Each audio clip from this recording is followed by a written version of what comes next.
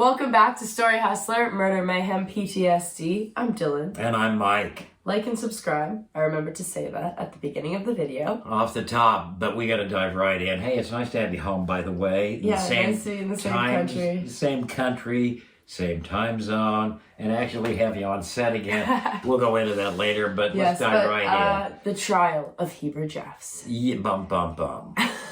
We started talking about some significant events that are genuinely significant events that have unfolded recently in the ongoing saga of the FLDS Church and its notorious prophet Warren Jeffs.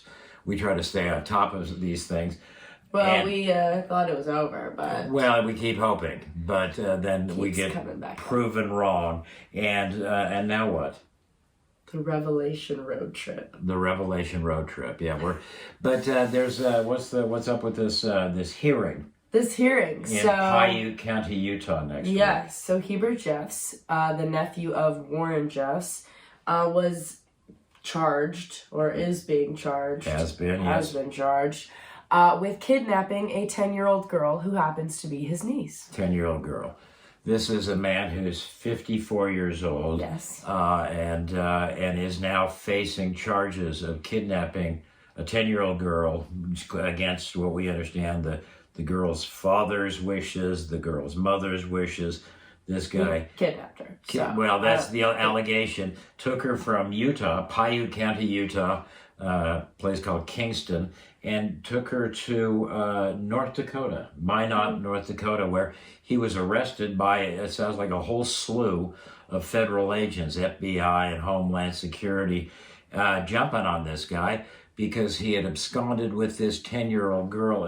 And you may ask why. Well, I was going to say, what's the context that all of this happens in? What prompts a 54-year-old man to kidnap a 10-year-old girl? Well, it's our good old friend Warren Jeffs' orders. Well, that's what we're hearing. So in the papers that have been filed against this man named Heber Jeffs, 54 years old. It's his trial coming up. Facing a charge of kidnapping. In the charging documents that I've seen, it indicates that he was acting, when he took this child, acting at the orders of Warren Jeffs, and Warren's now, I guess, designated spokesman, Helaman, the son Helaman. The anointed one.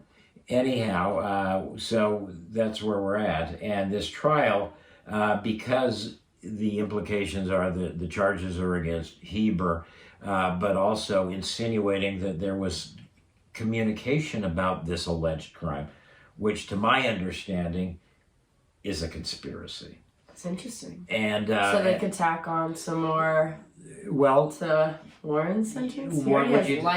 Yes, but 20? I think it begs the question, what if, when mob bosses were behind bars and still running the mob, they crack down on them. I asked that months ago why he still has the ability to communicate so well with the outside world. We've had this discussion, and I guess we don't really have a good explanation. No. But, we have sort of tracked this story, and now it has come to the point where an actual trial, criminal proceeding that implicates this Jeffs relative, and allegedly acting on the orders of Warren in the kidnapping of this 10-year-old girl. Yeah. We should tell our audience that the young girl, to my best knowledge, was taken safely when her alleged kidnapper was taken into custody. She was taken to safety, I believe, returned to her mother, and I believe the child is safe and hopefully doing well. Yeah. That point we should make. That is a good point. Let's make sure that this child, child is safe now. And that's really the most important thing. But now that the criminal justice system, thank goodness, seems to have caught up with this. And this is we've been over the last 5 or 6 episodes that we've been doing this ever since we went back to Colorado City, last summer. This is seems to be the same story. You know what I mean? Yeah, I mean, it's continuing to happen, and this new revelation is just showing that this community still is very active in the world today. They're not just like a history. It's not over. It did not go away. It did not end. It's still Not a widely held, I would say, religious belief, Well, but it's certainly wide not. enough that it's a decent-sized community. But it is a human sex trafficking ring. Just at the core of this, what is happening now is human sex trafficking. We can call it what it is. We can try to dance around it, but that's what it is at the end of the day. Right, and I think that's our last time we talked about connecting the dots. Yes. And we reported on this revelation that we thought was serious and ominous when Warren said basically they're getting back in the marrying game. We reported on that back in the summer and said that's not a good thing. This does not bode well. Yeah, and be on the lookout. Gathering up the children and the girls and all the things that went into that. To those of us, I think, who have watched from the sidelines for a long time, this spells trouble because they're back in the underage marrying game. Yeah. And since then, almost simultaneous with that. Within what weeks? It had to be weeks. Right, within the. We get the call from Dan and Maxine about their 17-year-old missing daughter. And that, I think, again, connecting the dots, we were alerted to, I think, an early case of one of these FLDS little girls or young children being spirited away or kidnapped or something. Yeah. When a couple named Dan and Maxine Jessup contacted us, and we went up and did some stories on that. She was found, their daughter. Again, the important point. Don't bury the headline this time. But they had this family, the couple had gotten out of the religion and fought desperately to sort of get on their feet. No, they were kicked out. No, well, I should say they were. Let's make. They were kicked out of the religion for using a condom. We do a deep dive into this story a few episodes back. We'll link it below. But I think that it points to the fact. I think it was evidence. We were sort of on the case. That it was evidence of what turned out to be this alleged trafficking ring. Yes. Now we have this other case unfolding with the alleged kidnapping in Utah. We've spoken to our friend Elizabeth Roundy. And I guess people might be, Elizabeth Roundy, whose daughter's still missing. Still missing. Since January. These are cases that I think all fit into the framework of an alleged conspiracy. Lots of cases. Lots of people involved. Cause and effect. Yes, that's my sense of this. I think that is a pretty good sense of the situation. And I guess one thing we should probably point out is why should people pay attention, And it's why should they? I guess there's so many news stories going on around the world, currently always happening. Something. School shootings. There was the Kentucky shooting today. Yeah. But it's a human sex trafficking that's happening in real time that we're pretty aware of, and their leader is already behind bars for raping a 12-year-old girl. 12-year-old girl. Is serving a life plus 20. There's a billion cases.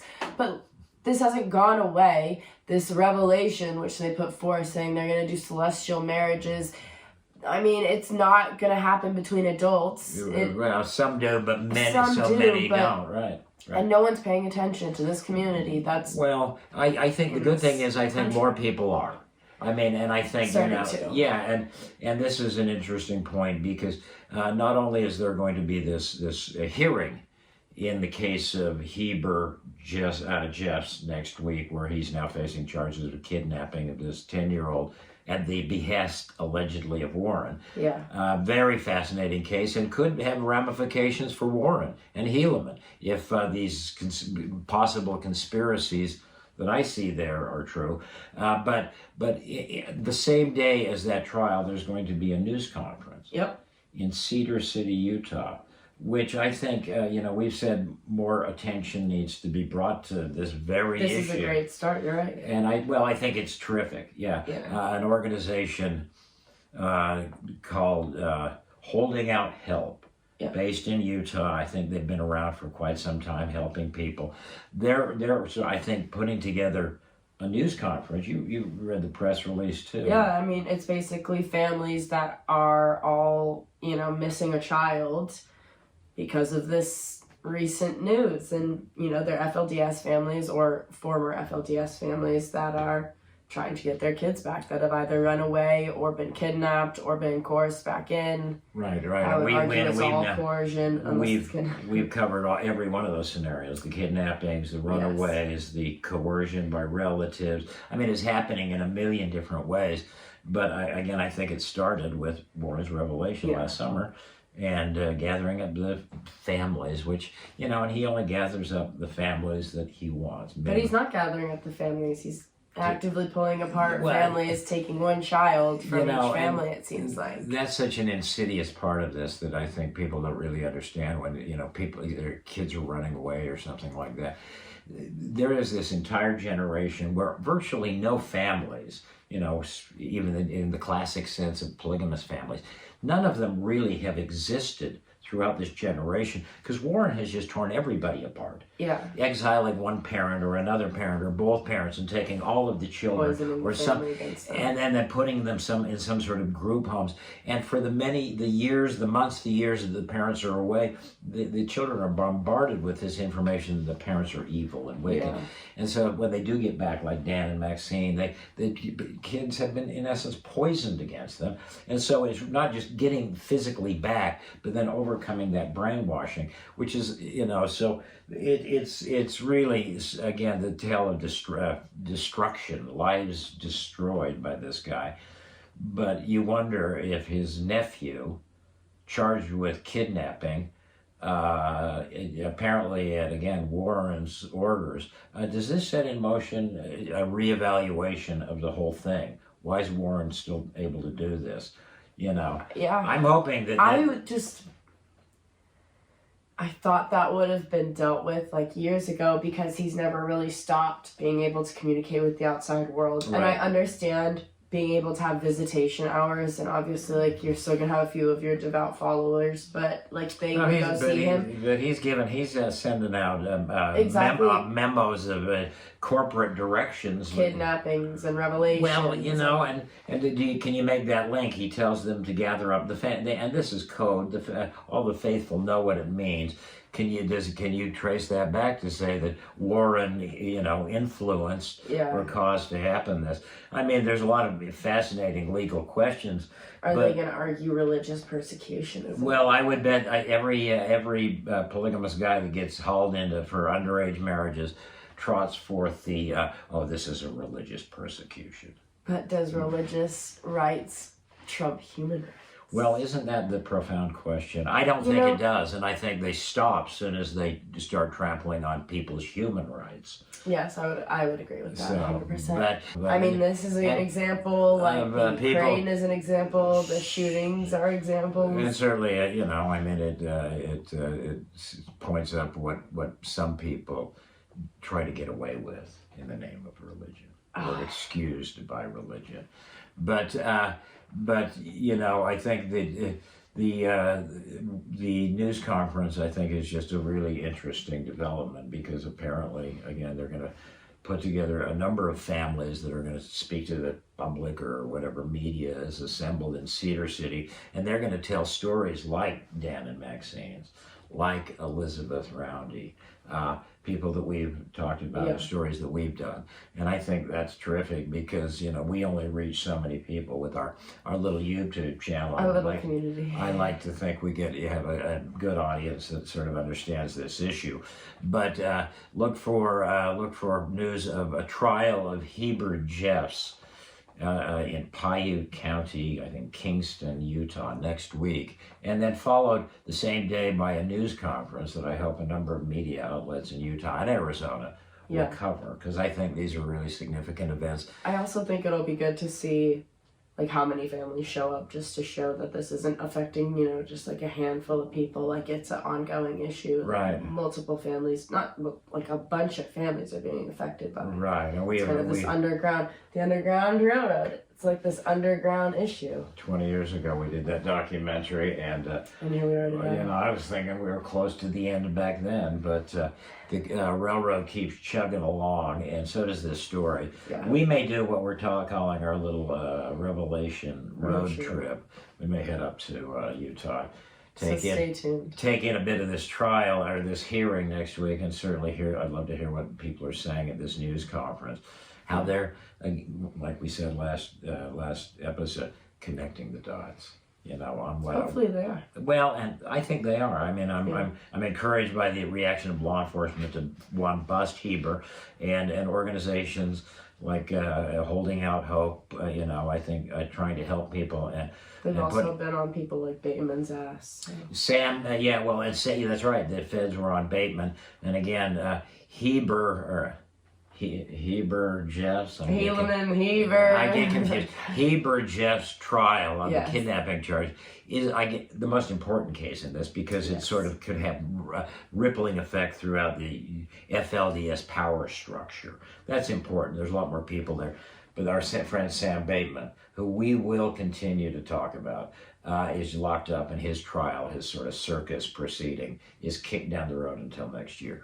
We will follow that. Yeah. But that's on our radar right now is the trial of Heber Jeffs. Yeah. So stay tuned. Yeah. Well, I think we just wanted to do a little warm up to see if we could still do this in the same studio. So, all good? New set. Yeah, new set. Kind of a new season, I guess. Yeah, it's a new set. I don't know. We've in and out, sort of season 2.2. Season 2, part 2, take 1. Yeah, take one.